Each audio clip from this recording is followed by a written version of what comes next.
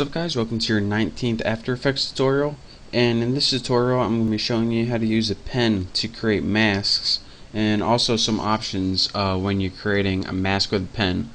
So go ahead and double click whatever your source is and your layer panel should pop up.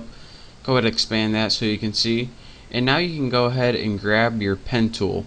And the first thing we want to do is make sure this Roto Bezier is not checked.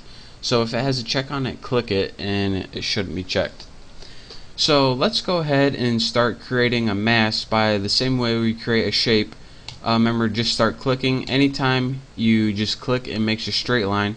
Anytime you click and drag, it makes a curved line. So just go ahead and make a simple mask and go ahead and connect it. And actually I want to change my background. So that is how you make a simple mask, and if you want to select the pen tool, the shortcut is G, or you just can click up here to select it. But again, anytime you want to do that, you select G, and anytime you want to temporarily use the selection tool, all you have to do is, while you have your pen tool selected, go ahead and hold the control key, and as you see, it temporarily changes to selection tool, so you can edit a keyframe. So anytime that you're in the middle of drawing a mask, instead of having to change from back to here, just hold control and it will temporarily change. But once you have your entire mask created, we recommend that you press V, and when I said we recommend, I mean I recommend, just to permanently change to your selection tool. So that's that way you can edit it a lot easier. And another cool thing that you guys might want to know, anytime you hold Control Alt and click, as you can see, it kind of turns into a flying V. Just like when you're drawing shapes, whenever you click this, all your curved point change to straight points. So that is how you can change a curved point to a straight point using just that little shortcut. Hold down Control Alt on your keyboard and go ahead and do that. Now another cool thing that I want to show you guys is how to add a vertex using your pen tool. Now go ahead and select your pen tool or press G again, and whenever you do, anytime you hover over a line where there isn't a keyframe, your pen changes to a little pen with a plus sign on it, and this means that if you click, it adds a keyframe right there, so you can go ahead and edit that. Anytime that you hover over with your pen tool that already is an existing keyframe, your pen changes to a minus, and you can subtract the keyframe right there. So that is how you can add and subtract keyframes, and that's pretty much all it is to making a custom mask with the pen tool. So let me go ahead and delete this mask, and let me show you what I meant when I said what that Roto Bezier is.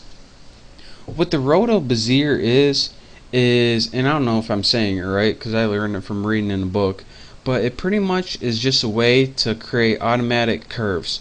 So go ahead and select your pen tool again and make sure that it's checked this time and not unchecked. And if you go ahead and start creating things, unlike last time where it automatically made straight lines, this automatically makes curved lines. And instead of clicking and dragging to make curved lines, whenever you click and drag it, it just moves the entire keyframe. So that's the difference between a regular pen tool and a Roto Bezier pen tool. And as you see, you can close that just like this.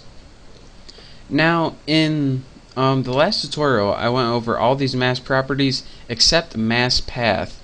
And what mask path was is just a way to animate your mask pretty much. So for example, go ahead and click this, and our mask is kind of in the top left corner right now. Let's go ahead and move it to 5 seconds, and then let's go ahead and put Control T, and actually it's a lot easier if we do it here. Highlight your mask, put Control T, and in 5 seconds we'll go ahead and move it over here. So now we can see in our mask path it's going to move from the top left to the bottom right. So now if we go ahead and play that, as you can see, it's moving in top left to bottom right. And this is just like position in the other one, But mask path is pretty much the same thing as mask position, or excuse me, mask position, except it's not on your mainframe. So that's a real easy way to use that. So again, that's how you use the pen tool and the pen tool with the Roto Bezier to make custom mask paths.